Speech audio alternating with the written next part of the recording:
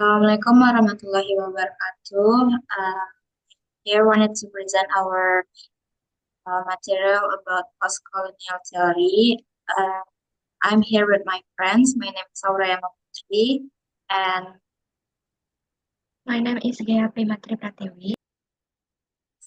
um, the content about post-colonial theory. There are opening moves, colonial discourse and English studies, subject and subalternity, gender, sexual and empire, globalization, diaspora, and the post-national. So the first is opening of imperial turn, Gandhi, anti-colonial struggle, and the early post-colonial. So post-colonial theory draws upon key ideas and concept developed an anti-colonial struggle. Anti-colonial struggle Mahatma Gandhi made a system called Satyagraha. So anti-colonial struggle in India was of a very different nature from that in other colonized nations. Gandhi's satyagraha system of a protest was a local and indigenous form of struggle that was based on a larger idea of non-violence. Gandhi's major contribution to post-colonial thought can identified as a moral one, which is perhaps why he does not sit quite well with the Marxist post-colonial theory, because his notion of Swaraj or self-rule was directed at both of nation and individual, asserting moral superior of both the individual and the cultures against the colonial rule. For example, for not hitting back when be, when beaten was Gandhi's masterstroke. Gandhi developed a response to ultra-masculine. Um,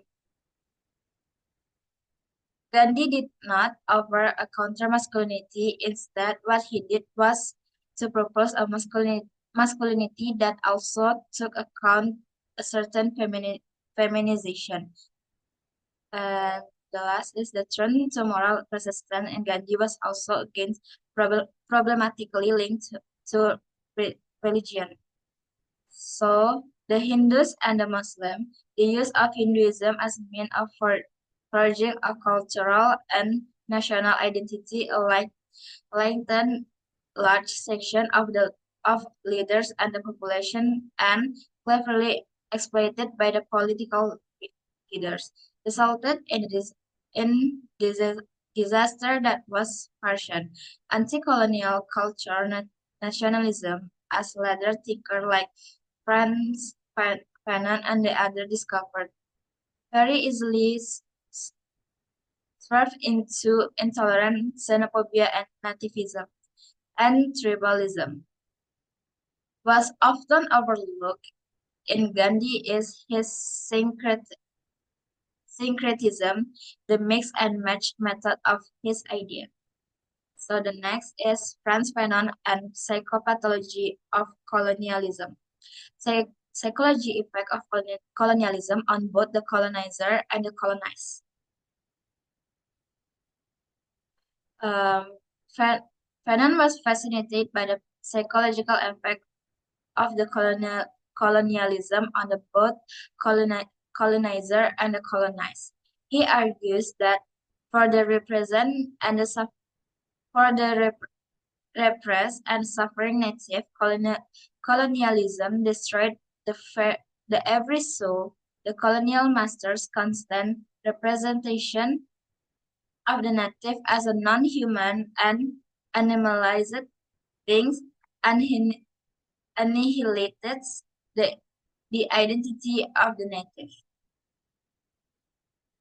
The native only way of dealing with this psychological inadequacy is by trying to be as white as possible.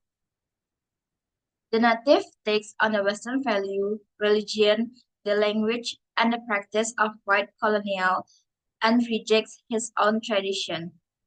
He puts on the Fanon praise white mask. However, this mask over the black skin is not perfect solution for it. Um, Next is the native. The only way of dealing with this psychological in a, I'm sorry, the build up of this sense is the sense of inadequacy and inferiority of in the colonized psyche, argues Fanon, result the violence. Uh, the idea of national literature and national culture, and the culture must be dynamic and open to change. Fanon was one of the first theorists to realize that the anti-colonial struggle must be fought at the level of both culture and economic. Just as post-colonial states would have to frame their identities within the culture and economics domains, Fanon aesthetically notes that culture must be dynamic and open. Fanon also drew unfavorable parallels between the colonial master and the elite of post-colonial nation. In this effect is neocolonialism. Okay. Next is Amir Cheshire and Leopold Senghor and the Negritude.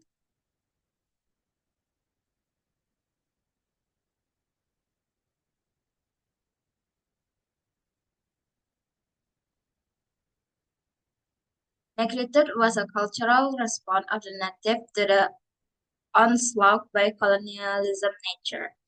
Community-centered capitalism and native cultures were destroyed by the colonials' capitalist one. Colonialism was never a benevolent enterprise because it was spearheaded by the pirate, the opportunist, and the adventurer by the merchant. The sustained presence of the colonial meant that the native was in despair about ever finding his own identity. Native culture are rejected by the colonial and negritude evolved as a means of battling this rejection. Colonialism was Colonialism had destroyed native socialism and installed capitalism instead. In her communitarian and socialist fact, both believed the colonialism had destroyed native and installed the capitalism instead. Senghor pleaded for an African unity, but also believed that African nation would continue to stay with the European Commonwealth. So the next is Edward Said, Orientalism and the Post-Colonial Movement. Edward Said saw colonialism as a project that was undeniably military political. The primitive or pagan West was the literary discursive creation of the European imagination that then begins to accept that was true. Said's major contribution was to see colonialism as rooted in the epistemological inquiry and project constructing the Orientalism is this European construction of the East as primitive, savage, pagan, undeveloped, and criminal. European identity in 8th and 19th century evolved through a confrontation and engagement with such non-European cultures. European was all that the Orient was not. Developed Christian civilized Europe saw the Orient as different and treated this difference as negative. Side work showed how this discourse and rhetoric, language and writing were essential to the colonial project because writing and rhetoric are ideological. Orientalism was the discourse of discovery when the Europeans discovered the East. Orientalism demonstrated the political nature of culture, of ideological basis of acts of imagination or literature, and the material effects of particular kinds of the presentation. So um, the next material is colonial discourse and English study. The literature empire and language of empiricism. Colonial discourse and English study. The text of post-colonial literary criticism has been primarily in English study to locate modes of representation narratives where the European construct the native in politically.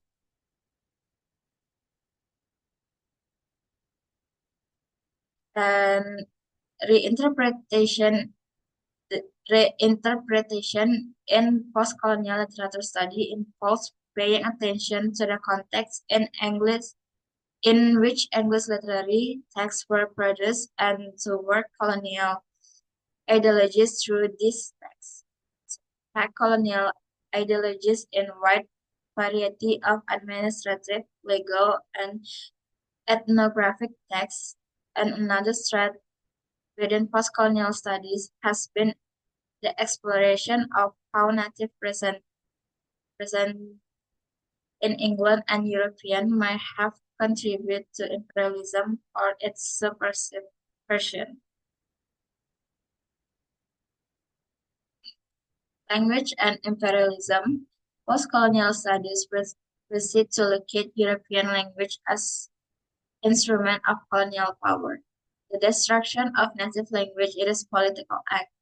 The the acceptance of English by the native in the colonial period created a politics of representation because the language was racialized and gendered. Sub, subject and subalternity. Colonial studies and is the examination of the process through which the native is rendered a marginalized subject with a little agency or identity.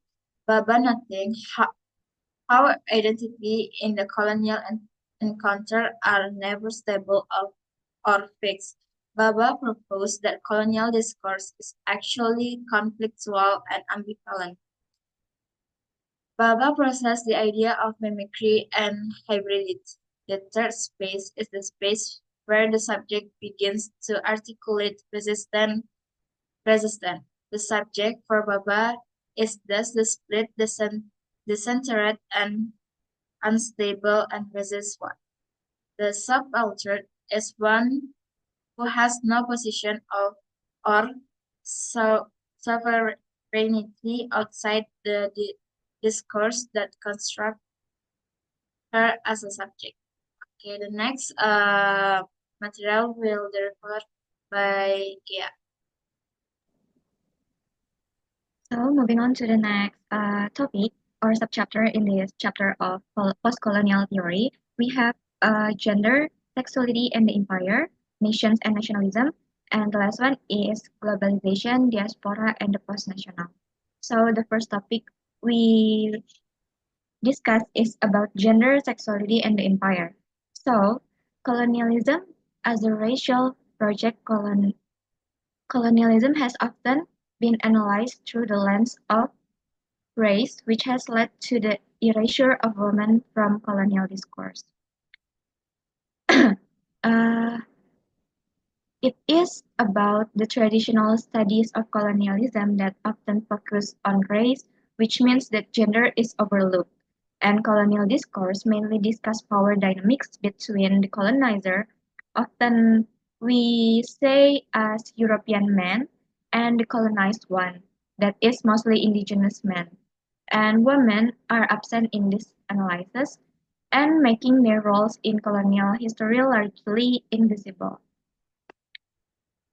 And the next point is double colonization, that women under colonial rule experience double colonization as they are oppressed both by colonialism and patriarchy.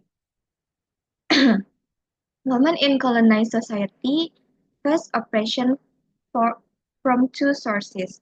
The first one is colonial rule, which imposes Western norms and disrupts traditional gender roles. And the second one is indigenous patriarchy, which often reinforces strict gender hierarchies.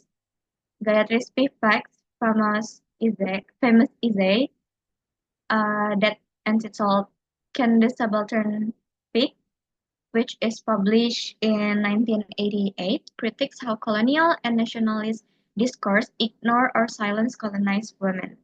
And indigenous women are often seen as symbols of the nation, not as individuals with their own agency. And the next one is sexuality and colonialism. Colonialism created complex sexual dynamics, including homoerotic tension, gender role ambiguities, and racialized stereotypes of indigenous men as hypersexual and effeminate. So the colonial relationship was often highly gendered and sexualized. First, colonizers depicted indigenous men as hypersexualized, yet effeminate, reinforcing racist and sexist stereotypes. And the second one is the power dynamics between colonizers and the colonized created homoerotic tension. And the relationships between European men and indigenous men were sometimes framed in ways that suggested an erotic subtext. And postcolonialism and feminism. Postcolonial studies examine how women in nationalist discourse often use as metaphors for the motherland that is symbolizing traditional values. And European women's role in colonialism is white women had a complex role in the empire. Some European women rejected masculine colonial authority and built solidarity with indigenous women.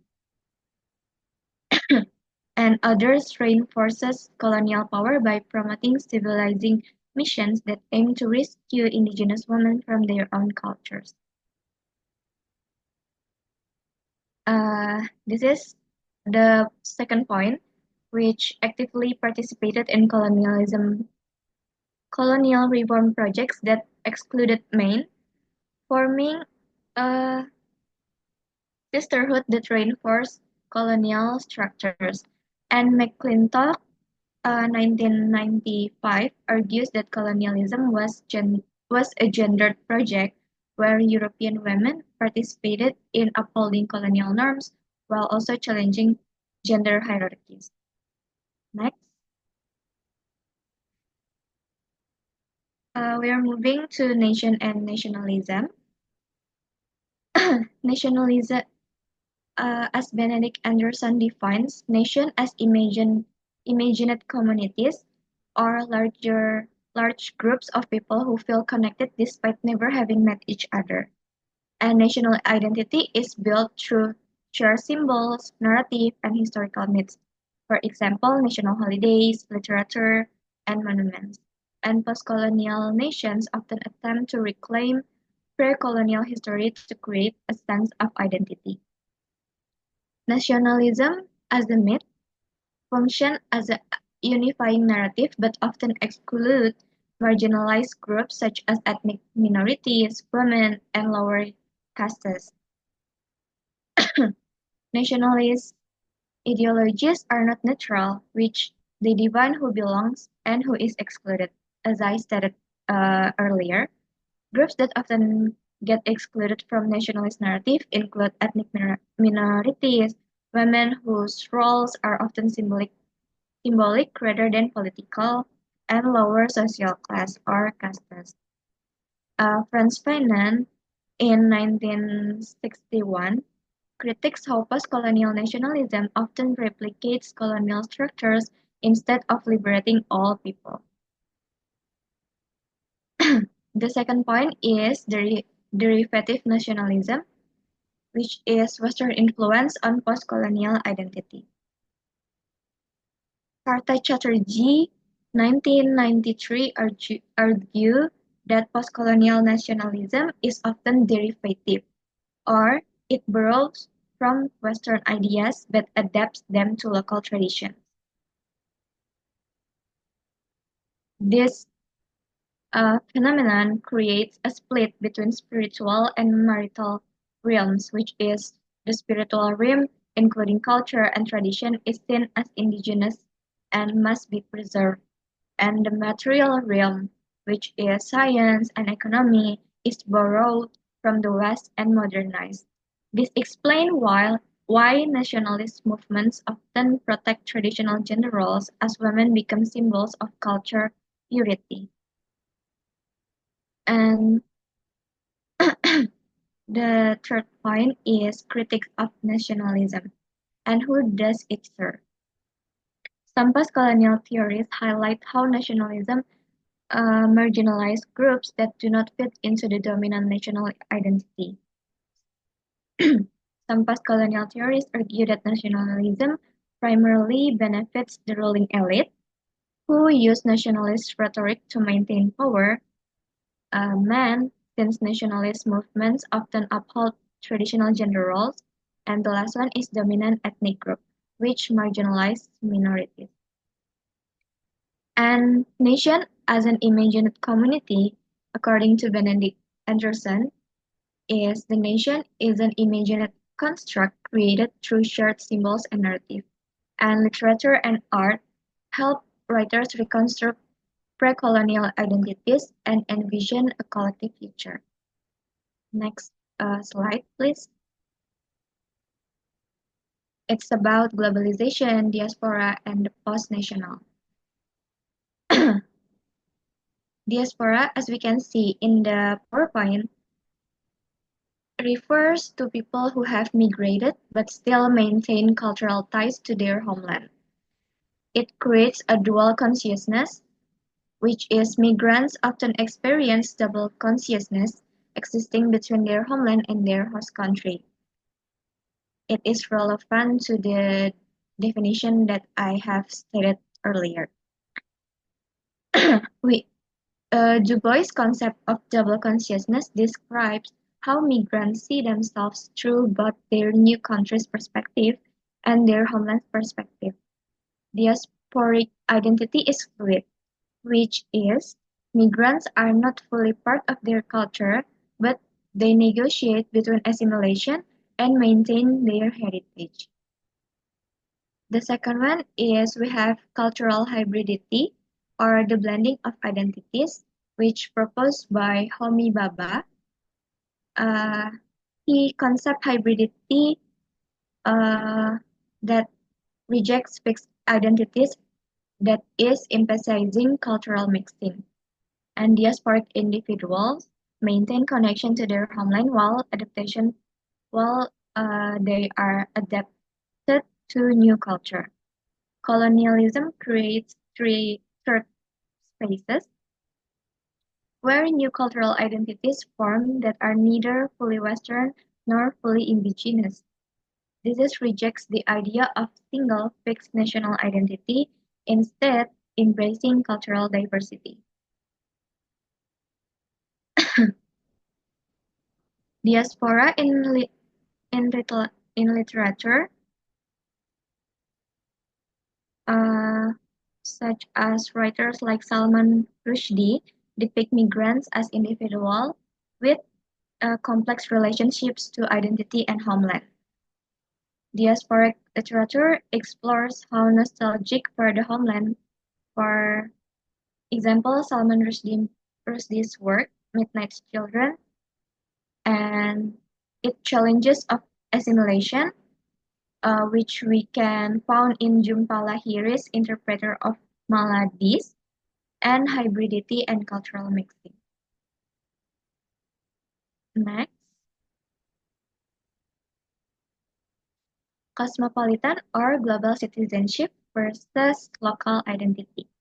Vernacular cosmopolitanism Vina Werner differentiate between elite cosmopolitan, or we say homogeneous, and vernacular cosmopolitanism, which acknowledge and preserve cultural differences. The elite cosmopolitanism, which proposed by Rina Werner in 1999, is associated with wealthy, globalized individuals, and vernacular cosmopolitan, which allows for local culture, identities, and to coexist within a global framework. And effective cosmopolitanism is, as Ashish Nandi argues, for an ethical, human-centered cosmopolitanism that recognizes the suffering of others rather than focusing on Western ideas of globalization. Ashish Nandi suggests that ethical form of cosmopolitan based on recognizing the suffering of others and fostering global solidarity. And next one is post-nationalism.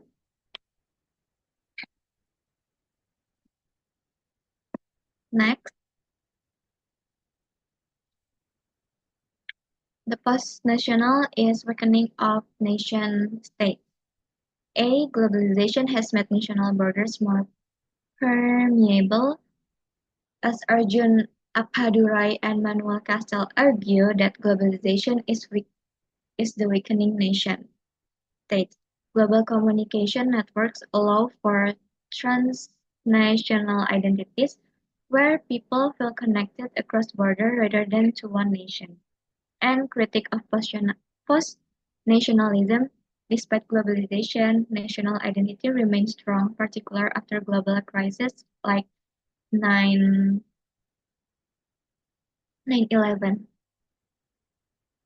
So the conclusion is post-colonial theory emerged as a critical response to colonialism and its enduring effects, interrogating how colonial power structure continued to shape identities, cultures, and knowledge production. It is deeply concerned with the legacy of imperialism and how formerly colonized societies reconstruct their histories, language, and identities. At its core, postcolonial theory challenges Western epistemologies that position European knowledge as universal, instead advocating for the recognition of indigenous knowledge systems, and alternative historical narratives.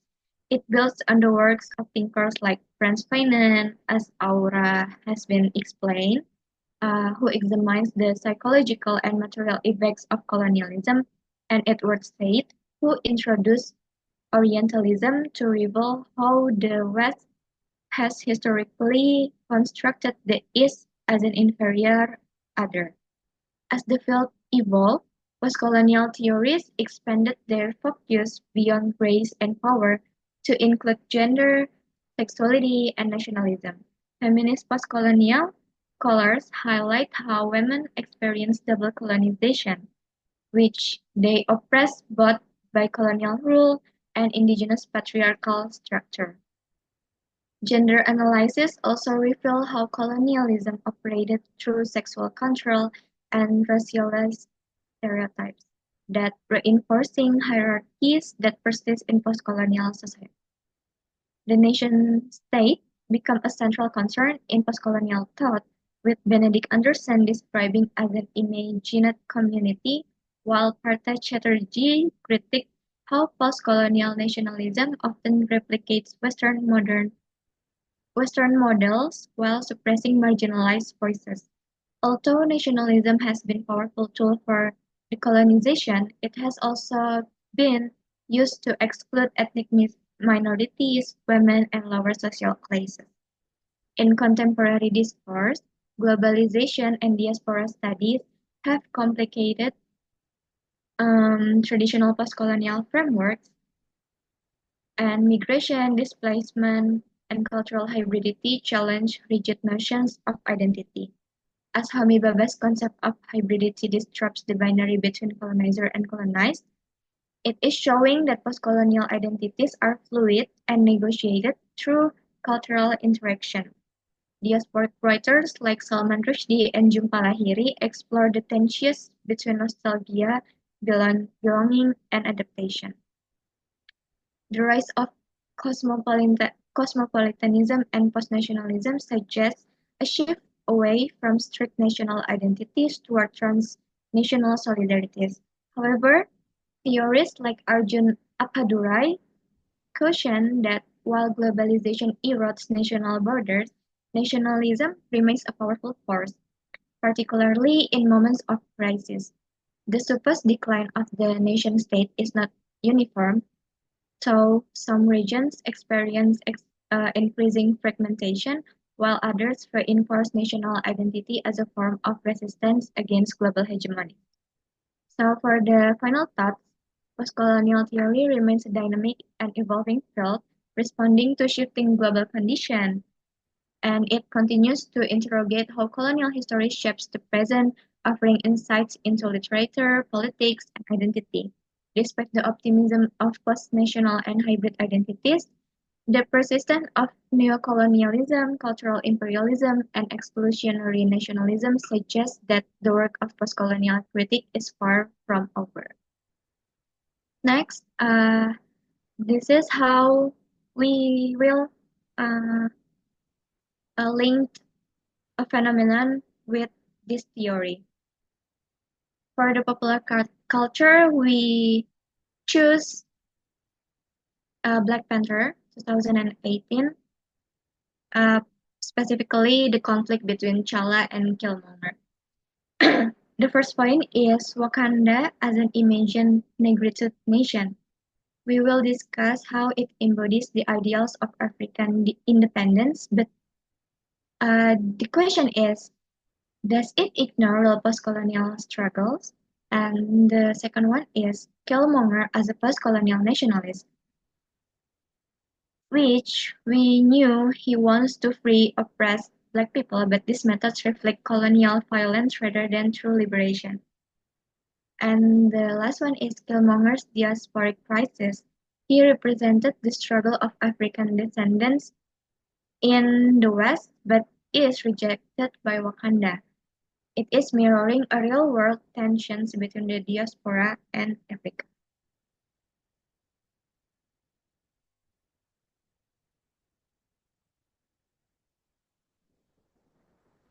So I think that's all.